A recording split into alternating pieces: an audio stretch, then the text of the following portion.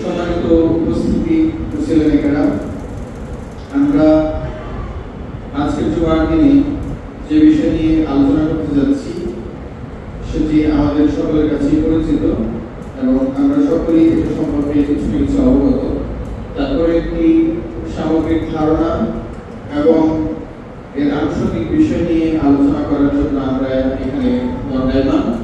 আর সেই বিষয়টি হলো সাজদা, অর্থাৎ ইসলামে সাজদার অবস্থা এবং এর কার্যাবলী।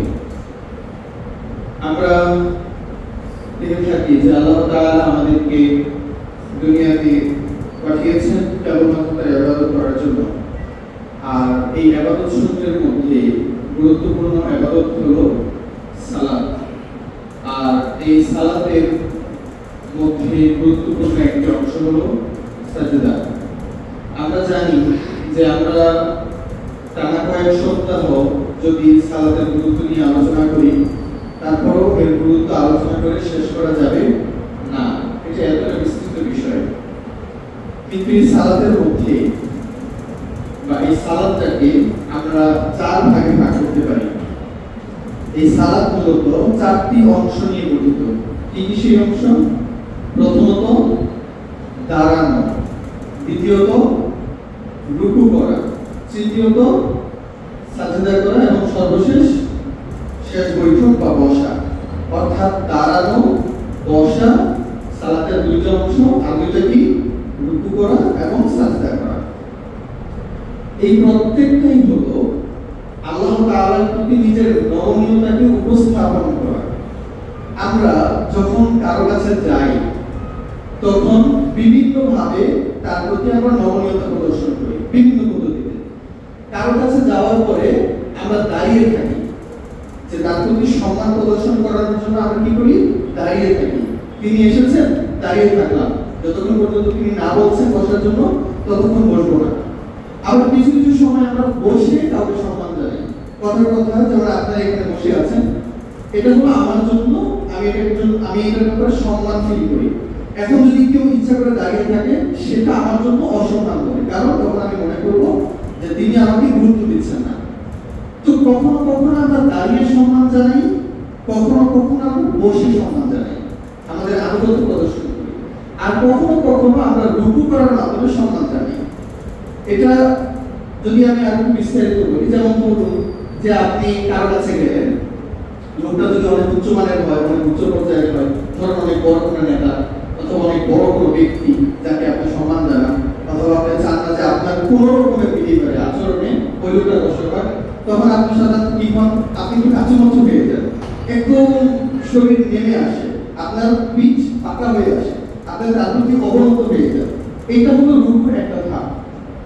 আমি কয়েকটা খেলা দেখেছিলাম, ওইখানে ওই খেলাতে সাধারণত যখন খেলোয়াড় ভালো করে তখন সে কি করে? তখন তার প্রতি মানুষ ঝুঁকে তারপরে সম্মান জানায়। অথবা অনেক সময় যারা পারফরমেন্স করার পরে কি করে? এইভাবে অবনত হয় না? তার মানে সে অবনত হয়ে, অর্থাৎ রুকু করে তারপর সে তার অডিয়েন্সকে সম্মান জানাচ্ছে। তাহলে এই চারটা ভাবে সম্মান জানানো যায়। আর এর মধ্যে সর্বশেষ অথবা সবচেয়ে শ্রেষ্ঠ যে সম্মান জানানোর প্রক্রিয়া, সেটা হলো সাজদা। এর চাইতে শ্রেষ্ঠতম প্রক্রিয়া আর নাই, যে আপনি কেবলমাত্র দাঁড়িয়ে বা বসা নয়, অথবা মাথাকে সামান্য অবনত করা নয়, বরং একদম তার সম্মানে আপনি নিজেকে লুকিয়ে দিয়েছেন। এটার চাইতে শ্রেষ্ঠতম সম্মান আর কোনোটাই হতে পারে না। সেজন্য আল্লাহ রাসূল সাল্লাল্লাহু আলাইহি ওয়াসাল্লাম বলছেন যে আল্লাহ তাআলা যদি নারীর জন্য, অর্থাৎ স্ত্রীর জন্য তার স্বামীকে সম্মান প্রদর্শন করার সর্বশ্রেষ্ঠ কোনো চূড়া গ্রহণ করতেন, তাহলে সেটা কি হতো? তাকে সাজদা করা। কারণ স্বামী এতটাই সম্মান পাওয়ার যোগ্য যে তার স্ত্রী যেন তাকে সম্মান করার ক্ষেত্রে একদম সাজদা পর্যন্ত চলে যায়। কিন্তু সাজদা কেবলমাত্র আল্লাহ তাআলার জন্য। তো যখন আমরা দেখি যে কাউকে সম্মান জানানোর, কারো প্রতি ভদ্রতা অথবা নমনীয়তা প্রদর্শন করার বিভিন্ন রকমের পদ্ধতি পাওয়া যায়, তার মধ্যে সর্বশ্রেষ্ঠ এবং সর্বচূড়ান্ত পদ্ধতি হলো সাজদা করা। আর এই সাজদা আল্লাহ রাসূল সাল্লাল্লাহু আলাইহি ওয়াসাল্লামের বিধান অনুযায়ী এই সাজদা হলো ওয়াজিব জাবা আল আরদ তাদাররুআ ওয়া খিফা। যে কোনো ব্যক্তি তার কপালকে জমিনে মিটিয়ে দিবে বা মিলিয়ে দিবে তাদের ওয়াকিফা সম্পূর্ণ নমনীয়তা, ভদ্রতা এবং শালীনতার সাথে, নমনীয়তার সাথে। এটা হলো সাজদা। আর এই সাজদা ইসলামের জন্য কতটা গুরুত্বপূর্ণ বা একজন ব্যক্তি মুসলিম হওয়ার ক্ষেত্রে এর পাওয়া কতটুকু, সেটা যদি আমরা বুঝতে চাই তাহলে একটা আয়াতই হয়তো যথেষ্ট হবে, যেখানে আল্লাহ তাআলা বলছেন যে ইন্নামা ইউমিনু বিআয়াতিনাল্লাযিনা ইযা যুকিরু বিহা খারু সুজদাও। আল্লাহ রাসূল সাল্লাল্লাহু আলাইহি ওয়াসাল্লামকে আল্লাহ তাআলা বলছেন যে নবী মুহাম্মদ, আপনি যদি ঈমানদার চিনতে চান, ঈমানদার চিনবেন কিভাবে? কিছু তো সাইন অথবা কিছু তো নিদর্শন অবশ্যই আছে, কিন্তু ঈমানদার চিনার নিদর্শন হলো যে যখন তাদের সামনে কোন আয়াত উপস্থাপন করা হয় তখন তারা সিজদায় লুটিয়ে পড়ে। সুতরাং যে সকল লোকেরা মহান রবের নিদর্শনের কারণে, আয়াতের কারণে, এখানে আয়াত মানে আবার কেবলমাত্র কোরআনের আয়াত না যে আপনি কোরআনের আয়াত পড়লেন আর আপনি সিজদায় লুটিয়ে গেলেন, না, এটা আসল উদ্দেশ্য না। এটার উদ্দেশ্য হলো আয়াত শব্দের অর্থটা ব্যাপক, কেবলমাত্র কোরআনের ভার্স এটা না, বরং এর আশেপাশে সকল জিনিস, আল্লাহ তাআলার পক্ষ থেকে আসা প্রত্যেকটা সৃষ্টি এক একটা আয়াত। আপনি চন্দ্র সূর্য দেখতে পাচ্ছেন, এগুলো হলো আল্লাহ তাআলার এক একটা নিদর্শন। নিদর্শনকে আরবিতে আয়াত বলা হয়, যেটা ইংরেজিতে বলা হয় সাইন। তাহলে চন্দ্র সূর্য, নক্ষত্র, দুনিয়াতে যা কিছু দেখতে পাচ্ছেন সবকিছু আল্লাহ তাআলার আয়াতের অন্তর্ভুক্ত। আপনি জীবিকা নির্বাহ করছেন, আল্লাহ তাআলা আপনাকে কোনো নিয়ামত দান করেছেন, এটাও আল্লাহ তাআলার একটা আয়াত। আল্লাহ তাআলা আপনাকে সন্তান দান করেছেন, ভালো স্ত্রী দান করেছেন অথবা জীবন সঙ্গী দান করেছেন, আপনাকে ভালো রিজিকের ব্যবস্থা করে দিয়েছেন, এমন প্রত্যেকটা নিয়ামত, প্রত্যেকটা জিনিস যা কিছু আল্লাহ তাআলা দুনিয়াতে রেখেছেন এবং সব কিছুই হলো আল্লাহ তাআলার পক্ষ থেকে আসা আয়াত। তো আল্লাহ তাআলা এখানে বলছেন, যখন আমার বান্দারা আমার এই আয়াতগুলো দেখতে পায়, আমার নিয়ামত অনুধাবন করতে পারে, অথবা যখন তারা কোরআনুল কারীমের আয়াত তেলাওয়াত করে, সর্বাবস্থায় তারা আল্লাহ তাআলার জন্য সিজদায় লুটিয়ে পড়ে। তাহলে কোন ব্যক্তি যদি সিজদায় লুটিয়ে পড়ে, অর্থাৎ কোন ব্যক্তি যদি আল্লাহ তাআলাকে সিজদা করে, তাহলে এটা হলো তার ঈমানের বহিঃপ্রকাশ। এই সিজদার মাধ্যমে একজন ব্যক্তি ঈমানদার কি না এটা পরিমাপ করা যায়। এটা আমার কথা নয়, এটা আল্লাহ সুবহানাহু ওয়া তাআলার কথা। সেজন্য আমরা এখান থেকে বলতে পারি যে আপনার সিজদার পরিমাণ অথবা আপনার সিজদার প্রতি আগ্রহ প্রমাণ করবে অথবা জানিয়ে দিবে, বুঝিয়ে দিবে যে আপনার ভিতরে ঈমানের পরিমাণ কত। আর আল্লাহ রাসূল সাল্লাল্লাহু আলাইহি ওয়াসাল্লামের জীবনে সাহাবীরা বিভিন্ন রকমের প্রশ্ন করেছেন। এর মধ্যে আমরা একটা ঘটনার কথা বলতে পারি। সাহাবা রাদিয়াল্লাহু তাআলা থেকে এক ব্যক্তি এসে জিজ্ঞাসা করছে যে দুল্লাহি আলা আমাল ইদা আমিলতু আ'মালানি আল্লাহু জান্নাতি। হে সাহাবা, আপনি আমাকে একটা আমলের কথা বলুন। একজন তাবী এসে সাহাবা রাদিয়াল্লাহু তাআলা অর্থাৎ যিনি রাসূল সাল্লাল্লাহু আলাইহি ওয়াসাল্লামের খাদেম ছিলেন, রাসূল সাল্লাল্লাহু আলাইহি ওয়াসাল্লামের মাওলা ছিলেন, সাহাবী ছিলেন, তাকে এসে জিজ্ঞাসা করছেন, সাহাবা, আপনি রাসূল সাল্লাল্লাহু আলাইহি ওয়াসাল্লামের সবচেয়ে নিকটবর্তী ছিলেন, রাসূলের ব্যাপারে আপনি খুব ভালো জানেন, আমলের ব্যাপারে আপনার অনেক সম্যক ধারণা থাকার কথা। তো আমি আপনাকে একটা আমলের ব্যাপারে জিজ্ঞাসা করতে চাই। আপনি আমাকে এমন একটা আমলের ব্যাপারে বলবেন যে আমল করলে আল্লাহ তাআলা আপনি জান্নাতে প্রবেশ করাবেন। বেশি কিছু না, জাস্ট একটা আমল। অত কিছু করতে পারবো না, অত বিস্তারিত কোরআন হাদিসের সবকিছু আমার দ্বারা জানা সম্ভব না, অথবা সবকিছু হয়তো পাই টু পাই আমার জন্য আমল করা কঠিন হয়ে যাবে। তা আপনি আমাকে একটা আমলের কথা বলুন, এই আমল আমি করবো আর আল্লাহ তাআলা আমাকে জান্নাতে প্রবেশ করাবেন। শর্টকাট ফর্মুলা, খুব ইজি সলিউশন। তিনি প্রশ্ন করলেন, কিন্তু সাহাবা রাদিয়াল্লাহু তাআলা চুপ, তিনি কোনো জবাব দিচ্ছেন না। বিষয়টা নয় এমন যে তিনি জানেন না। তিনি আবার জিজ্ঞাসা করলেন যে আপনি আমাকে এমন একটা আমলের ব্যাপারে বলেন যে আমল করলে আল্লাহ আমাকে জান্নাতে প্রবেশ করাবেন। সাহাবা এবারও চুপ, কোনো জবাব দিলেন না। আবার প্রশ্ন করলেন, আপনি আমাকে এমন একটা আমলের কথা বলেন যে আমল করলে আল্লাহ তাআলা আমাকে জান্নাতে প্রবেশ করাবেন। তখন সাহাবা রাদিয়াল্লাহু তাআলা জবাব দিচ্ছেন তিনবার জিজ্ঞেস করার পরে। আমরা জানি রাসূল সাল্লাল্লাহু আলাইহি ওয়াসাল্লাম যখন কোনো গুরুত্বপূর্ণ কথা বলতেন তখন তিনি তিনবার বলতেন। যখন কোনো গুরুত্বপূর্ণ বিষয় আপনি জানানোর ইচ্ছা করতেন তখন তিনি তিনবার বলার পরে সেটা থেকে আগ্রহ সৃষ্টি করতেন। আমরা মুআয রাদিয়াল্লাহু তাআলা একটা হাদিস, একটা ঘটনা আপনাদের সামনে একটু উল্লেখ করেছিলাম। মুআয রাদিয়াল্লাহু তাআলা রাসূল সাল্লাল্লাহু আলাইহি ওয়াসাল্লামের পিছনে বসে আছেন, ওটার চলে তারা আরোহণ করছেন। মুআয রাদিয়াল্লাহু তাআলা পিছনে বসে রাসূল সাল্লাল্লাহু আলাইহি ওয়াসাল্লাম বলছেন, জয় মুআয।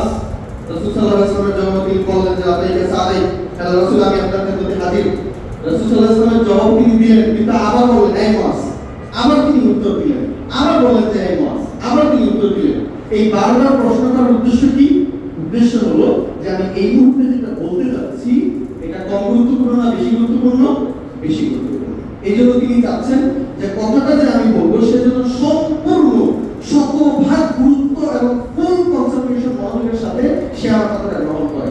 এমনটা যেন না হয় যে আমি সহজে বলার কারণে অথবা একবার বলার কারণে সে গুরুত্ব দিচ্ছে না। এই জন্য তিনি বারবার তাকে জিজ্ঞাসা করছেন, বারবার তার কনসেন্ট্রেশন তৈরি করছেন, তার আগ্রহ বাড়াচ্ছেন। ঠিক একই ফর্মুলা এখানে সাহাবা রাদিয়াল্লাহু তাআলা প্রয়োগ করলেন। তিনি বারবার প্রশ্ন করছেন কিন্তু তিনি চুপ আছেন। তিনি চাইছেন প্রশ্নের উত্তর জানার ব্যাপারে যেন তার আগ্রহটা সর্বোচ্চ চূড়ায় পৌঁছে যায়। তখনই তিনি তাকে গিয়ে এই উত্তরটা দিবেন, কারণ উত্তরটা স্বাভাবিক কোনো উত্তর নয়, উত্তরটা অনেক গুরুত্বপূর্ণ। কারণ একটা ইবাদত করবেন আপনি, একটা আমল করবেন, আর এই আমলের কারণে আল্লাহ আপনাকে জান্নাতে প্রবেশ করাবেন, নিশ্চয়ই আমলটা কম গুরুত্বপূর্ণ না বেশি গুরুত্বপূর্ণ? বেশি। এবার তিনি বলছেন যে আলেমের কাছে সুযোগ নেই না। যদি তুমি এমন কোন ইবাদত করতে চাও, এমন কোন আমল করতে চাও যে এক আমলের মাধ্যমে আল্লাহ তাআলা তোমাকে জান্নাতে প্রবেশ করাবেন, সেই আমলটা কি? বেশি বেশি সিজদা করা। আর কিছু না। কেবলমাত্র বেশি বেশি সিজদা করলেই তুমি জান্নাতে প্রবেশ করবে। ফজিলতের ক্ষেত্রে এইটুকু যথেষ্ট ছিল যে আমি একটা ইবাদত করব, একটা ইবাদত করলে আল্লাহ আমাকে জান্নাতে প্রবেশ করাবে। বাস না, আমার জন্য আর কি চাই? আপনার আমার আগ্রহ কি? দুনিয়াতে জীবন যাপন করা, এই যে এত হারাম থেকে নিজেকে বাঁচিয়ে রাখা, হালাল জিনিসগুলোকে গ্রহণ করার এত প্রচেষ্টা, এত কঠিন জীবন যাপন আমরা দুনিয়াতে করছি, আমাদের একমাত্র টার্গেট কি? জান্নাতে প্রবেশ করা। তো এইটাই তো একমাত্র ইচ্ছা। এইখানেই তাহলে হাদিস শেষ হয়ে যাওয়া যথেষ্ট, ফজিলত এখানে বর্ণনা করা যথেষ্ট। কিন্তু তিনি আরো অতিরিক্ত এড করছেন। তিনি বলছেন যে একই প্রশ্ন আমি রাসূল সাল্লাল্লাহু আলাইহি ওয়াসাল্লামকে করেছিলাম, তিনি আমাকে জবাব দিয়েছেন যে বেশি বেশি সিজদা করতে হবে, কিন্তু এখানেই থামেন নাই, বরং আরো তিনি বলছেন যে তুমি আল্লাহর রাস্তায় একটা করে সিজদা করবা, আর ওই প্রত্যেকটা সিজদার কারণে আল্লাহ তাআলা জান্নাতে তোমার মর্যাদা বাড়িয়ে দিবেন। কেবলমাত্র তুমি জান্নাতে প্রবেশ করবা না, বরং এখানে তোমার মর্যাদাও এড হচ্ছে। আমরা বিভিন্ন রকমের ইবাদত করে থাকি, ইবাদত করলে আল্লাহ সুবহানাহু ওয়া তাআলা আমাকে জান্নাতে প্রবেশ করাবেন, কিন্তু জান্নাতের মধ্যে তো অনেকগুলো স্তর আছে, অনেকগুলো ভাগ আছে, এখানে বিভিন্ন রকমের পর্যায় আছে। দুনিয়াতে আমরা যদি পর্যায়ের দিকে তাকাই তাহলে সহজে আমরা বিভাগ করতে পারি। আপনি যদি বিমানে ওঠেন অথবা বড় কোনো হোটেলে যান অথবা কোনো ট্রেনে আরোহণ করেন, সেখানে বিভিন্ন রকমের ক্লাস থাকে না? Business class, economic class, standard class, normal class, বিভিন্ন রকমের ক্লাস থাকে। আপনি রেস্টুরেন্টে যান, সেখানেও ক্লাস আছে। আপনি বিমানে অথবা যে কোনো জায়গায় যান, সেখানেও ক্লাস আছে। সেই ক্লাস নির্ভর করে কিসের উপরে? আপনার পকেট গরম যত বেশি, আপনার ক্লাস তত বেশি। আপনি টাকা যত বেশি দিতে পারবেন, আপনার ক্লাস তত হাই হবে, আপনার আরাম আয়েশ তত বেশি বৃদ্ধি পাবে, আপনার সুখ তত বেশি বর্ধিত করে দেওয়ার চেষ্টা করবে। আপনার পকেটে যদি টাকা কম থাকে তাহলে লোয়ার ক্লাস পাবেন, আর যদি আপনি সবচেয়ে বেশি টাকা খরচ করতে পারেন তাহলে আপনি হাইস্ট ক্লাস অর্জন করতে পারবেন। তো দুনিয়ার এই ক্লাসের দিকে তাকালে আমরা বুঝতে পারি যে জান্নাতে আল্লাহ সুবহানাহু ওয়া তাআলা ক্লাস রেখেছেন। জান্নাতে বিভিন্ন রকমের স্তর আছে, আর দুনিয়াতে ঠিক যেরকম ভাবে হাইস্ট ক্লাস অর্জন করতে চাইলে বেশি টাকা খরচ করতে হয়, বেশি টাকা প্রদান করতে হয়, আর জান্নাতের ক্লাস অর্জন করতে হলে কোন জিনিসটা দিতে হবে? এটা হলো একমাত্র ফর্মুলা। যদি এইটা দিতে পারো আল্লাহ, তাহলে তুমি জান্নাতের হাইস্ট ক্লাসে থাকতে পারবে। এখন জান্নাতের যে ক্লাসগুলো আছে তার মধ্যে হাইস্ট ক্লাস কোনটা? জান্নাতুল ফেরদাউস।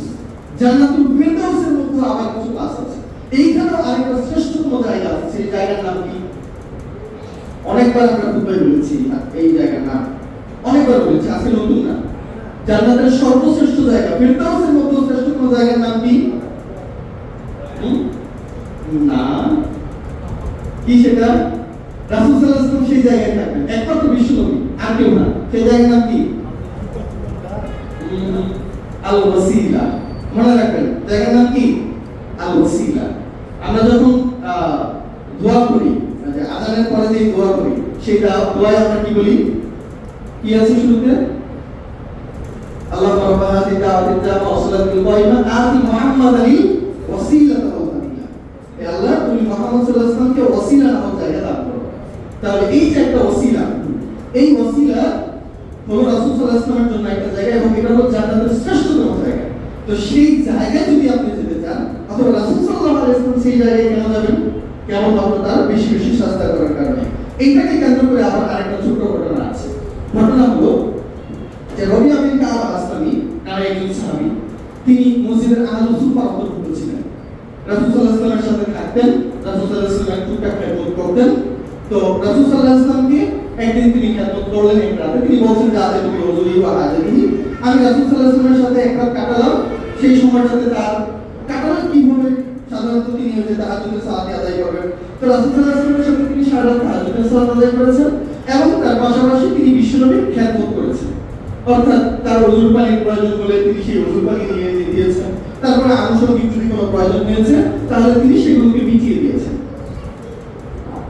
এখন সারা রাত খেদমত করার পরে রাসূল সাল্লাল্লাহু আলাইহি ওয়াসাল্লাম তাকে বলছেন যে রবিয়া, তুমি যদি কিছু চাও তাহলে আমার কাছে চাইতে পারো, যদি তোমার কোনো কিছু প্রয়োজন হয়ে থাকে চাও, তুমি আমার কাছে চাও। তো রাসূল সাল্লাল্লাহু আলাইহি ওয়াসাল্লাম তাকে চাইতে বললেন, কিন্তু তিনি চাইলেন, তিনি এবার বলেন কি যে আল্লাহ রাসূল সাল্লাল্লাহু আলাইহি ওয়াসাল্লাম যেহেতু চাওয়ার সুযোগ দিয়েছেন, তাহলে আমি আপনার কাছে একটা জিনিস চাই, আতাইতুকা আসআলুকা মুরাফাকাতাকা ফিল জান্নাহ। আল্লাহ রাসূল যেহেতু চাইতে বলেছেন, জান্নাতে আমি আপনার সাথে থাকতে চাই, জান্নাতে রাসূল সাল্লাল্লাহু আলাইহি ওয়াসাল্লামের সাথে তিনি থাকতে চান। এখন রাসূল সাল্লাল্লাহু আলাইহি ওয়াসাল্লাম কোন জায়গায় থাকবেন? ওসিলা নামক জায়গায়, যেটা সর্বশ্রেষ্ঠ জায়গা এবং এটা একমাত্র বিশ্বনবীর জন্য পারফেক্ট জায়গা। কিন্তু তিনি চাইছেন কি যে তিনি রাসূল সাল্লাল্লাহু আলাইহি ওয়াসাল্লামের সাথে সেখানে থাকতে চাইবেন। যদিও আমরা অনেকে জানি না যে জান্নাতের শ্রেষ্ঠতম জায়গা কি, কিন্তু তিনি তো জানতেন। তিনি আহলুস সুফার অন্তর্ভুক্ত। আহলুস সুফা হলেন তারা যারা খাওয়া দাওয়া অথবা দুনিয়ার কোনো রকমের পরোয়া করতেন না, সারাদিন মসজিদে পড়ে থাকতেন, তাদের কোনো কিছু ছিল না কেবলমাত্র জ্ঞান চর্চার আগ্রহ ছাড়া। তারা সারাদিন রাত মসজিদে পড়ে থাকতেন এবং ইবাদত করতেন আর কোরআন সুন্নাহ অধ্যয়ন করতেন। তো এই ব্যক্তি রবিআ বিন কাব আল-আসলামি ছিলেন তাদের অন্তর্ভুক্ত, তিনি তাদের মতোই ছিলেন। এবং যারা আহলুস সুফার অন্তর্ভুক্ত ছিলেন তারা ছিলেন মাত্রাতিরিক্ত গরীব। আপনারা আবু হুরায়রা রাদিয়াল্লাহু তাআলার কথা জেনে থাকবেন, আবু হুরায়রা রাদিয়াল্লাহু তাআলা এই আহলুস সুফার অন্তর্ভুক্ত এবং আবু হুরায়রা রাদিয়াল্লাহু তাআলা ক্ষুধার কারণে কয়েকদিন খাবার না পাওয়ার কারণে তিনি অজ্ঞান হয়ে পড়ে গিয়েছিলেন, এমন অসংখ্য ঘটনা আছে। তাহলে এত দরিদ্র একজন ব্যক্তি, এই ব্যক্তিকে যদি কোনো কিছু চাইতে দেওয়া বলা হয় তাহলে তিনি কি চাইবেন? আর আমি যদি এমন কোনো ব্যক্তিকে বলি, একটা ভিক্ষুককে দেখার পরে আমি যদি বলি যে কিছু যদি লাগে তাহলে আপনি আমাকে বলেন, আমার চিন্তা ভাবনা কি থাকবে? সে আমার কাছে হয়তো খাবার চাইবে, অথবা কোনো নতুন পোশাক চাইবে, অথবা কিছু টাকা চাইবে যাতে করে সে কয়েকদিন চলতে পারে। তাহলে আমার ধারণা অনুযায়ী রাসূল সাল্লাল্লাহু আলাইহি ওয়াসাল্লাম হয়তো ঠিক এই ধারণা থেকেই তাকে বলেছেন যে যেহেতু তার অর্থনৈতিক সমস্যা, পেটে খাবার নাই, ভালো পোশাক নাই, হাতে টাকা করে কিচ্ছু নাই, তিনি চাইলেন এমন জিনিসই চাইলেন যেটা দুনিয়ার সাথে সম্পৃক্ত, কিন্তু তিনি চেয়ে বসলেন কি? তাহলে এমন জায়গা যেটা জান্নাতের সর্বশ্রেষ্ঠ এবং হাইয়েস্ট ক্লাস, যে এরপরে আপনি স্থাপন করেন। এখন রাসূল সাল্লাল্লাহু আলাইহি ওয়াসাল্লাম তাকে বলেছেন দিবেন, তিনি কি আর সেখান থেকে ফিরতে পারেন না? রাসূল সাল্লাল্লাহু আলাইহি ওয়াসাল্লাম বলছেন, আরে আমি তো এরকম ভাবি না, তুমি অন্য কিছু চাও। তিনি বলছেন যে জি না, যা বলছি তাই, আপনার কাছে যেটা চাইছি ওইটাই আমাকে দিতে হবে। তখন রাসূল সাল্লাল্লাহু আলাইহি ওয়াসাল্লাম বলছেন যে আচ্ছা ওকে, ঠিক আছে, ওকে, আমি সে ব্যাপারে চেষ্টা করব, কিন্তু তুমিও আমাকে এই জায়গায় একটু হেল্প করবা। আমি চেষ্টা করব জান্নাতে তোমাকে আমার সাথেই রাখার জন্য, কিন্তু তুমি বেশি বেশি সিজদা করার মাধ্যমে আমার জন্য কাজটা সহজ করে দিও, যাতে করে জান্নাতে আমি তোমাকে নিয়েই থাকতে পারি। তাহলে এখানেও সর্বশ্রেষ্ঠ কাজ যদি তুমি অর্জন করতে চাও, কিসের উপর নির্ভর করে? তোমার সারপ্রাইজ করে। ইন্টারেস্টিং একটা বিষয়, এটা না বললেই নয়, সেটা হলো সাহাবীদের আগ্রহ এবং তাদের মেইন টার্নিং পয়েন্ট কি ছিল দেখেন। তারা কোন জিনিসের অপেক্ষা করতেন? বেসিক্যালি যদি আমার কথা আপনাকে এমন কথা বলা হতো, আমরা যারা দুনিয়ার মধ্যে ঘুরে আছি, আমাদেরকে যদি এরকম সুযোগ দেওয়া হতো যে আচ্ছা ঠিক আছে কি চাই বলো, আপনি তো থাম করে বলে ফেলতেন, বা আমি হয়তো বলে ফেলতাম আল্লাহ তাআলা আমার একটু টাকা দরকার, অথবা বসুন্ধরাতে একটা ফ্ল্যাট দরকার, অথবা আমার প্রচুর পরিমাণে নতুন নতুন পোশাক দরকার, বিএমডব্লিউ একটা গাড়ি দরকার। মানে আমরা অবশ্যই এমন কিছুই চাইবো যেটা আমাদের দুনিয়ার সাথে সম্পৃক্ত। আমরা কেন কারো কাছে আখেরাত চাইতে যাব? রাসূল সাল্লাল্লাহু আলাইহি ওয়াসাল্লামের স্ত্রীর গল্প আমরা শুনিয়েছিলাম মাত্র কয়েক সপ্তাহ আগে। আয়েশা রাদিয়াল্লাহু তাআলা যখন দেখছেন যে রাআইতু মিন তিবি নাফসি মিন মুহাম্মদ সাল্লাল্লাহু আলাইহি ওয়াসাল্লাম, যখন দেখলাম যে রাসূল সাল্লাল্লাহু আলাইহি ওয়াসাল্লামের মন মেজাজ একটু ভালো, তখন আমি কি চাইছিলাম? উদুল্লাহ আলী, আল্লাহ রাসূল আপনি আমার জন্য দোয়া করেন।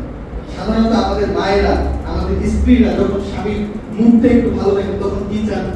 গয়নাগাটি, স্বামীর বাড়িতে যাবেন, অথবা নতুন নতুন পোশাক এসেছে বাজারে, বিভিন্ন রকমের নতুন নতুন ডিজাইনের পাকিস্তানি জামা এসেছে, সেই জামা কেনা লাগবে, অথবা বাড়িতে ফ্রিজ দরকার, অথবা দামি কোনো কিছু দরকার। তাহলে যখন আমাদের ভালো কিছু চাওয়ার ইচ্ছা থাকে তখন আমাদের মায়েরা অপেক্ষা করেন যে স্বামীর মন মেজাজটা কখন ভালো থাকবে। তাহলে স্বামীর মন মেজাজটা ভালো অপেক্ষা করি আমরা কেন? যে তার কাছে বড় কিছু চাইতে হবে। কিন্তু তার সম্পূর্ণ বিপরীত ছিলেন আয়েশা রাদিয়াল্লাহু তাআলা। তিনি তার স্বামীর ভালো মুডের অপেক্ষা করছেন কেন? কারণ তিনি তার কাছে দোয়া চাইবেন। তিনি যখন দেখলেন যে রাসূলুল্লাহ সাল্লাল্লাহু আলাইহি ওয়াসাল্লামের চেহারা মন মেজাজটা একটু ভালো বোঝা যাচ্ছে, তখন তিনি চাইলেন কি যে আল্লাহ রাসূল আপনি আমার জন্য আল্লাহর কাছে দোয়া করেন। রাসূল সাল্লাল্লাহু আলাইহি ওয়াসাল্লামের পরের ঘটনা আমরা জানি, আমরা একটু বলেছিলাম। রাসূল সাল্লাল্লাহু আলাইহি ওয়াসাল্লাম বলছেন আল্লাহ তাআলার কাছে দোয়া করছেন যে আল্লাহ আয়েশার যত পূর্ববর্তী গুনাহ আছে, যত পরবর্তী গুনাহ আছে, সকল গুনাহ তুমি ক্ষমা করে দাও। আয়েশা প্রকাশ্যে যত গুনাহ করেছে, গোপনে যত গুনাহ করেছে, সকল গুনাহ তুমি ক্ষমা করে দাও। সুবহানাল্লাহ। আয়েশা রাদিয়াল্লাহু তাআলা এমন দোয়া শুনে তিনি আনন্দে হাসতে হাসতে রাসূলের কোলের উপরে গিয়ে পড়লেন। রাসূল সাল্লাল্লাহু আলাইহি ওয়াসাল্লাম আয়েশার অবস্থা দেখে বলছেন যে আয়েশা, হাল ইয়াসুলুকা দুআই, আমার হাল ইয়াসুলুকি দুআই, আমার দোয়া কি তোমাকে খুশি করতে পেরেছে? আয়েশা রাদিয়াল্লাহু তাআলা বলছেন তাআলা রাসূল কি বলেন, আপনি এমন দোয়া করেছেন, এমন একটা দোয়া যে আপনার এই দোয়া অবশ্যই নিঃসন্দেহে কবুল হবে কি হবে না? হবে। তো আপনার এমন দোয়া কবুল হয়ে যাওয়ার পরে আমার জীবনে আর কোনো গুনাহই নেই, কারণ আমি পূর্বে যা গুনাহ করেছি সব গুনাহ মাফ, আমি ভবিষ্যতে যত গুনাহ করার আশঙ্কা আছে ওই গুনাহ মাফ, যত গুনাহ মানুষ দেখে ফেলেছে ওইগুলো মাফ, যেগুলো আমি গোপনে গোপনে করেছি ওইগুলো মাফ। তাহলে এমন নিষ্পাপ হওয়ার পরে, এমন দোয়া পাওয়ার পরে আমি কি আর কখনোই অনুষ্ঠিত থাকতে পারি, অসন্তুষ্ট হতে পারি, খুশি না পেয়ে পারি? রাসূল সাল্লাল্লাহু আলাইহি ওয়াসাল্লাম বলছেন আরো একটা আকর্ষণীয় কথা, তিনি বলছেন যে আমি আমার প্রত্যেক সালাতে আমার উম্মতের জন্য এই দোয়াটাই করি। আমার জন্য, আপনার জন্য রাসূল সাল্লাল্লাহু আলাইহি ওয়াসাল্লাম তার প্রত্যেক সালাতে এই দোয়াটাই করেন। সুবহানাল্লাহ। সেখান থেকে আমরা যেটা বলছিলাম সেটা হলো যে সাহাবীরা অপেক্ষায় থাকতেন যে রাসূল সাল্লাল্লাহু আলাইহি ওয়াসাল্লামের কাছে দুনিয়া চাইবেন না আখিরাত। সেজন্য আমরা দেখতে পাই এগুলো রাসূল সাল্লাল্লাহু আলাইহি ওয়াসাল্লামের পুরো জীবনী দিয়ে ঘেরা। আমরা অন্য টপিকে যেতে চাই না, বলছিলাম যে সালাতের এবং এই সালাতের মধ্যে সিজদার গুরুত্ব কতটুকু, আল্লাহ সুবহানাহু ওয়া তাআলা এর গুরুত্ব কতটুকু দিয়ে থাকেন। এবং এর মধ্যে আরেকটা ইন্টারেস্টিং বিষয় হলো যে দুনিয়াতে আমরা যত আমলই করি না কেন, অথবা যত পাপই করি না কেন, কিয়ামতের দিন আল্লাহ তাআলা সর্বপ্রথম কোনটার হিসাব নেবেন? সালাত। আল্লাহ সুবহানাহু ওয়া তাআলা কিয়ামতের দিন মানুষকে তার প্রত্যেকটা আমলের ব্যাপারে জিজ্ঞাসা করবেন এবং বিভিন্ন বদ আমলের কারণে সেখানেই তার শাস্তি শুরু হয়ে যাবে। অথবা কিছু কিছু মানুষের আল্লাহ সুবহানাহু ওয়া তাআলা শাস্তি প্রদান করবেন জাহান্নামে নিয়ে যাওয়ার পরে। আর এখানে একটা ইন্টারেস্টিং বিষয় হলো যে আল্লাহ সুবহানাহু ওয়া তাআলা মানুষকে যখন জিজ্ঞাসা করবেন তার পাপের ব্যাপারে এবং সে অস্বীকার করবে, তখন আল্লাহ তাআলা সেটার প্রমাণ কিভাবে দিবেন? তার নিজের মাধ্যমে। আল্লাহ সুবহানাহু ওয়া তাআলা সূরা ইয়াসিনের কোন আয়াতের মধ্যে বলছেন আল ইয়াওমা নাখতিমু আলা আফওয়াহিহিম ওয়া তুকাল্লিমুনা আইদিহিম ওয়া তাশহাদু আরজুলুহুম বিমা কানু ইয়াকসিবুন। আল্লাহ সুবহানাহু ওয়া তাআলা বলছেন এই মানুষগুলো দুনিয়াতে পাপাচার করত, কিন্তু কিয়ামতের দিন আল্লাহ তাআলার সামনে গিয়ে অস্বীকার করবে। আল্লাহ তাআলা বলবেন যে দুনিয়াতে এই পাপটা করছিলাম, কেউ বলবে না আল্লাহ এই পাপটা আমি করি নাই। দুনিয়াতে সালাত করছিলাম, হ্যাঁ আল্লাহ করছি।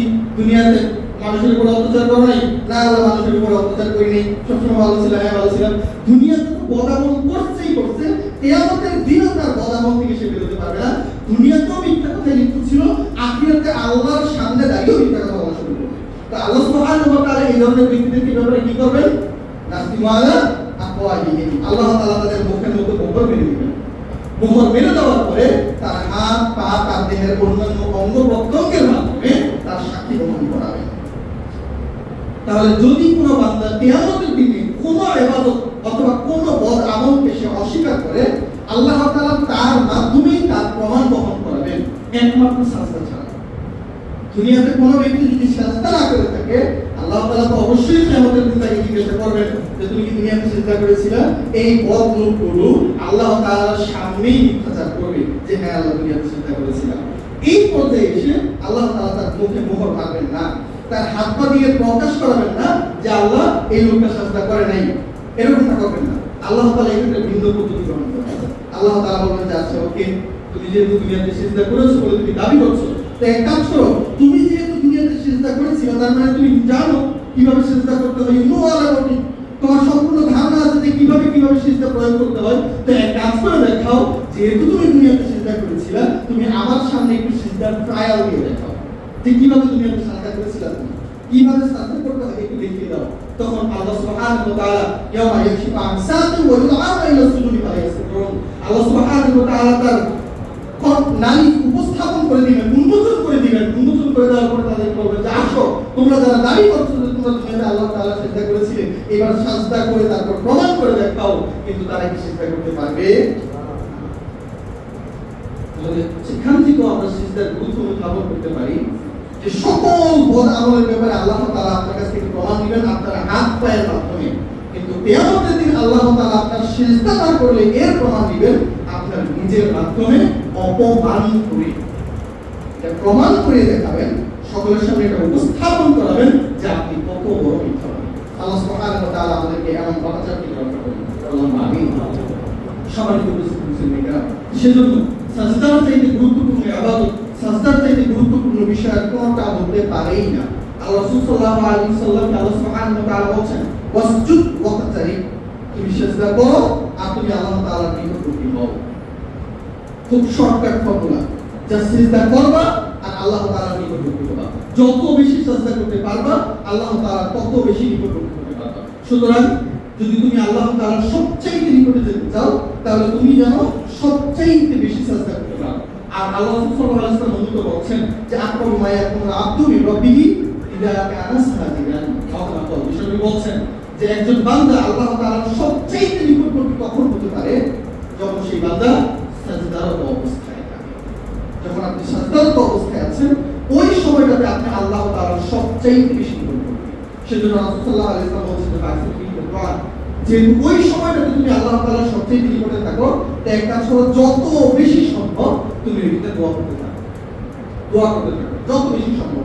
কারণ যেহেতু ওইটা আমার সবচেয়ে গুরুত্বপূর্ণ জায়গা, ওই জায়গায় যেহেতু আমি আল্লাহ তাআলার সবচেয়ে বেশি নিকট করতে থাকি, সুতরাং ওই অবস্থাটাকে আবার প্র্যাকটিস করতে হবে, ওই অবস্থাটাকে আমরা ব্যবহার করতে হবে।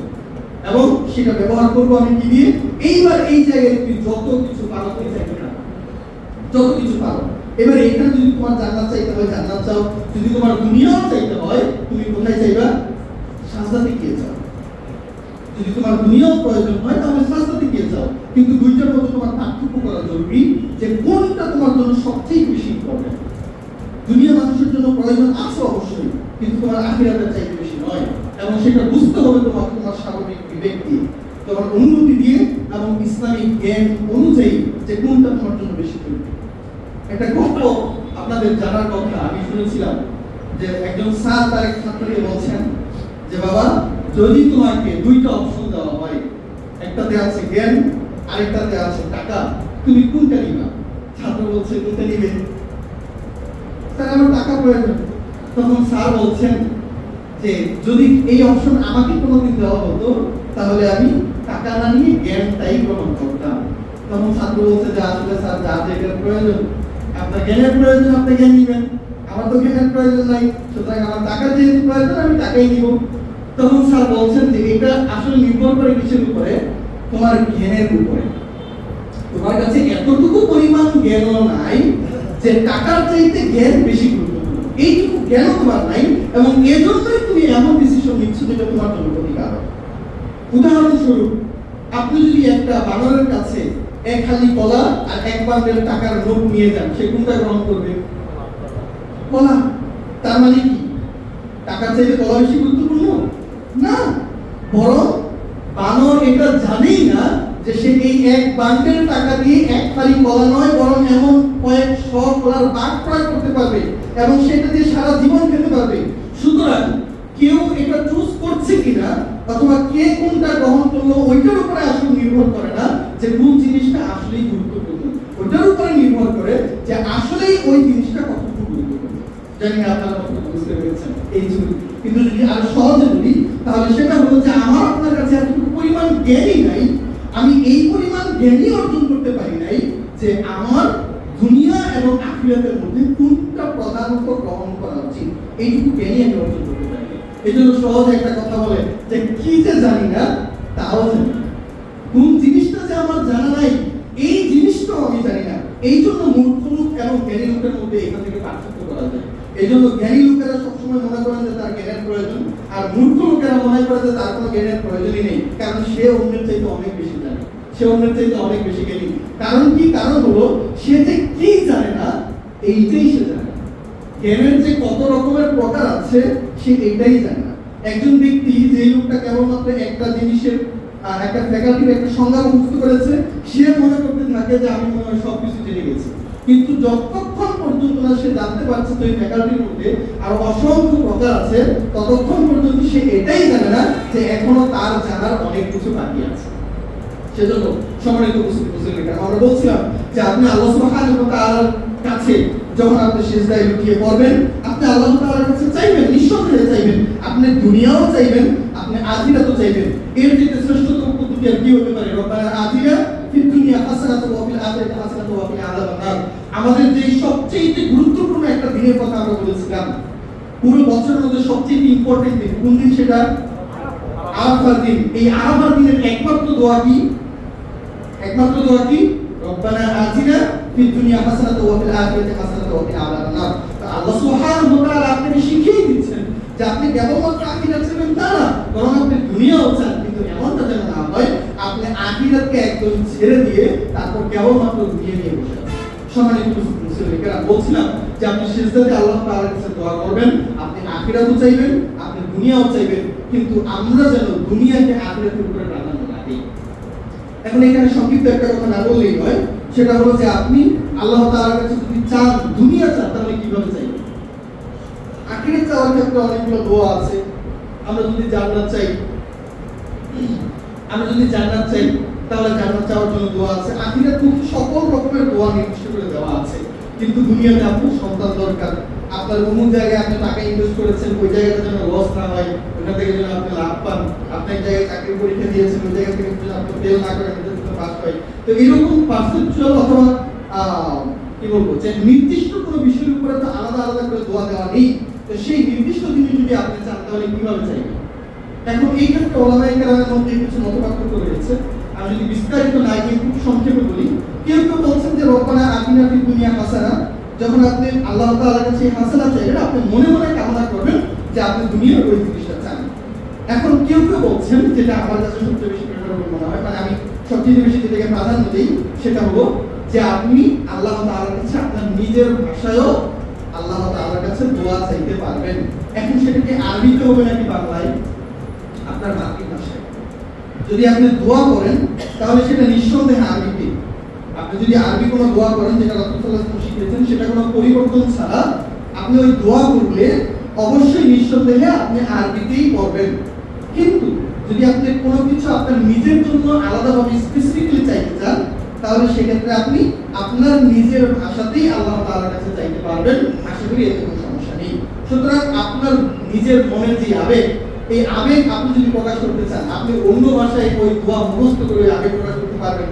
সাধারণত হওয়ার কথা না। আল্লাহ আ'লাম। আমি যদি আরবি বলতেও পারি, তারপরও আমি সালাতে সিজদায় গিয়ে আল্লাহ তাআলার কাছে আরবিতে চাই না কেন? আমি তো চাইলে আমার মনের ভাষা আমি আল্লাহ তাআলার কাছে আরবিতেই বলতে পারি, কিন্তু মাতৃভাষার যে একটা স্বাদ এবং মাতৃভাষার যে একটা আবেগ আপনাকে প্রদান করবে কথা বলার টাইমে, ওইটা অন্য ভাষার সফিস্টিকেট কোন এরিয়ায় আপনাকে সেটা প্রদান করতে পারবে না। তো সেজন্য অন্যান্য ওলামায়ে কেরামের মধ্যে আপনি চাইলে ওই ভাষায় কথা বলতে পারেন, অর্থাৎ আপনার মাতৃভাষায় আল্লাহ তাআলার কাছে দোয়া করতে পারেন। তবে এই জিনিসটা আমাদের অনেকের জানার কথা যে সাজদাতে যে কেবলমাত্র যে কাজটা করা যায় না, সেটা হলো কোরআন কারীমের আয়াত তেলাওয়াত করা যায় না, তাছাড়া আপনি বাকি সব কিছুই করতে পারবেন। আমরা বলছিলাম যে যদি আমরা সাজদায় আল্লাহ তাআলার কাছে কিছু চাইতেই পারি, সেটা আমি আমার নিজের ভাষায়ও চাইতে পারি, এমনকি সেটা আমি আমার দোয়ার মাধ্যমেও চাইতে পারি, কিন্তু আমার জন্য আল্লাহ তাআলার কাছে চাওয়াটা জরুরি এবং সিজদার টাইমটাকে গ্রহণ করা জরুরি, কারণ এই টাইমটাতে আল্লাহ তাআলা বান্দার দোয়াগুলোকে ফিরিয়ে দেন না। সম্মানিত মুসলিম, সেজন্য আমরা একটু বলতে পারি যে আল্লাহ সুবহানাহু ওয়া তাআলার কাছে সিজদা কত গুরুত্বপূর্ণ, এটা এইরকম প্রত্যেকটা জায়গা থেকে আমরা অনুধাবন করতে পারি। তার চেয়ে ইম্পর্টেন্ট জায়গা হলো আল্লাহ রাসূল সাল্লাল্লাহু আলাইহি ওয়াসাল্লামকে আল্লাহ সুবহানাহু ওয়া তাআলা বলছেন যে একজন ঈমানদার চেনার আরো কিছু পদ্ধতি রয়েছে। যদি তুমি ইমানদার চিনতে চাও অথবা তোমার পাশের সাহাবীদেরকে তুমি চিনতে চাও, তাহলে তাদের দেহের মধ্যে কিছু নির্দিষ্ট চিহ্ন রয়েছে। সীমাহুম ফি উজুহিহিম মিন আসারি সুজুদ। আল্লাহ রাসূল সাল্লাল্লাহু আলাইহি ওয়াসাল্লাম আল্লাহ তাআলা বলেন যে যারা মুহাম্মদ রাসূলুল্লাহ আল্লাযিনা মাআহু, নবী আপনার সাথে যারা আছে অর্থাৎ আপনার সাহাবী অথবা আপনাকে যারা অনুসরণ করে, তাদের একটা বিষয় হলো সীমাহুম ফি উজুহিহিম মিন আসারি সুজুদ। সিজদা করতে করতে তাদের চেহারার মধ্যে সিজদার দাগ পড়ে গিয়েছে। এখন সেই সিজদার দাগ কি হতে পারে সেটা আমরা প্রধানত দুইটা ব্যাখ্যায় দিয়ে আসতে পারি। নাম্বার 1 হলো যারা লম্বা সময় সিজদা করেন তাদের কপালের মধ্যে কালো দাগ পড়ে যায়। এটা আমরা যারা লম্বা সময় সিজদা করেন, বিশেষ করে ছোটকাল থেকে ইবাদত করে আসছেন, বৃদ্ধ বয়সে গিয়ে অথবা একটা সময় পরে গিয়ে তার কপালের মধ্যে সেই সিজদার দাগ দেখা যাইতে পারে। এবং সেটা হলো একটা ব্যাখ্যা যে যারা সিজদা করে তাদের কপালের মধ্যে দাগ পড়ে যায়, একটা পট পড়ে যায়, আমরা দেখি একটা কালো আকৃতি তৈরি হয়। এখন কিছু কিছু ওলামায়ে কেরাম বলছেন যে এই আকৃতি পড়া বা না করা এটা গুরুত্বপূর্ণ বিষয় নয়। হতে পারে যে এটা একটা বিষয় যে যাদের কপালে সিজদার দাগ পড়ে গেছে তাদেরকে আল্লাহ সুবহানাহু ওয়া তাআলা ঈমানদার হিসেবে আখ্যায়িত করছেন। তবে এটার আরেকটা ব্যাখ্যা হলো যে আসলে প্রকৃত ফিজিক্যাল দাগ নয়, বরং এটা হলো তার আচার আচরণ এবং কার্যক্রমের বহিঃপ্রকাশ। যেই লোকটা আল্লাহ সুবহানাহু ওয়া তাআলার সিজদা করে, এই লোকটা আল্লাহ তাআলার সিজদা করতে করতে করতে করতে সে এমন নমনীয় জায়গায় চলে যায় যে দূর থেকে তার ধার্মিকতা স্পষ্টভাবে বোঝা যায়, দূর থেকে তার ইবাদত এবং তার নমনীয়তা প্রকাশ পায়। এই ধরনের নমনীয়তা প্রকাশ পাওয়াটাকে ওলামায়ে কেরাম এই সিজদার চিহ্ন বলে আখ্যায়িত করেছে। সুতরাং এখানে দুইটা ব্যাখ্যাই হতে পারে। একটা হতে পারে যে কপালে দাগ পড়ে যাওয়া। এখন আমার কাছে যেটা সবচেয়ে বেশি প্রাধান্য মনে হয় সেটা হলো একজন ব্যক্তির ধার্মিকতার বহিঃপ্রকাশ। বিষয়টা এমন নয় যে আমার কপালে দাগ নাই এজন্য আমি ওইদিকে আমার ব্যাখ্যাকে নিয়ে যাচ্ছি, না, বরং এর কারণ হলো আমরা বর্তমান সময়ে এমন কিছু মানুষ দেখি যারা ইবাদতকে তার পাপকে ঢেকে ফেলার অন্যতম একটা প্রক্রিয়া হিসেবে গ্রহণ করেন। কিছু কিছু মানুষ আমরা সমাজের মধ্যে আজও দেখি প্রতিনিয়ত 5 ওয়াক্ত সালাত আদায় করছেন, কিন্তু তারপরেও পাপ কর্ম থেকে নিজেকে বিরত রাখতে পারেন নাই। ইবাদত করতে করতে কপালের মধ্যে দাগ ফেলে দিয়েছেন, কিন্তু এখন পর্যন্ত তিনি মানুষের গীবত করেন, এখন পর্যন্ত তিনি অপরাধের সাথে সম্পৃক্ত, এখন পর্যন্ত তিনি সুদ ঘুষের সাথে হারাম ইনকামের সাথে নিজেকে লিপ্ত রেখেছেন। তাহলে আমরা এমন দৃষ্টান্ত দেখতে পারি যারা অনেক লম্বা সময় ইবাদত করার পরেও তাদের ভিতরে ধার্মিকতা প্রদর্শিত হয় না। তো এই সকল ব্যক্তিদের ক্ষেত্রে বলা যায় যে এই সকল লোকগুলো তাদের ইবাদতকে গ্রহণ করেছে যাতে করে তারা তাদের পাপ কর্মকে ঢাকতে পারে। আমরা কিছু কিছু ক্ষেত্রে বাংলাদেশে এরকম দেখেছি, এরকম কিছু কেস আমাদের কাছে এসেছে যে সবচেয়ে বড় বড় কর্মকর্তা, কিছু কিছু এমন বড় বড় কর্মকর্তা দেখেছি যারা মারাত্মকভাবে ঘুষের সাথে যুক্ত, কিন্তু তার ঘুষের পরিমাণ আর তার গাড়ির পরিমাণ ঠিক সমানই মনে হচ্ছে। তার জুব্বা, তার সুন্দর পোশাক, সাদা পাঞ্জাবি এবং লম্বা টুপি দূর থেকে খুব ভালোভাবেই দেখা যায়, কিন্তু তার দাড়ি যত বড় তার ঘুষ এবং অপরাধের পরিমাণ ততটাই বেশি।